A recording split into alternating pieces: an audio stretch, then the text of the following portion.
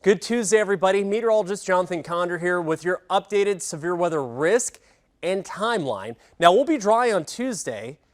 There's a risk of severe weather, though, real early Wednesday morning. There's a footprint, barely clips Murray County.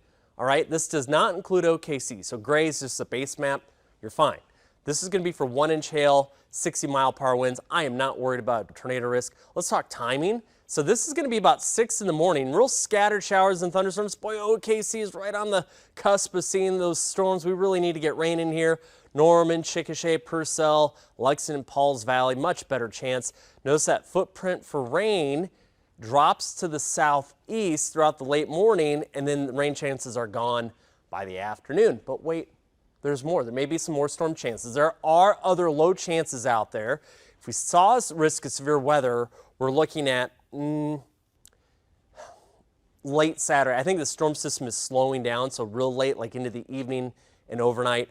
That should leave us dry for Sunday afternoon as a cold front comes crashing in. There may be another risk of severe weather way out there like day 10. So what do you got to do? Come pay us a visit. KOCO 5 News. When? 4, 5, 6, 10 p.m. And we'll have your updated 5+5 day.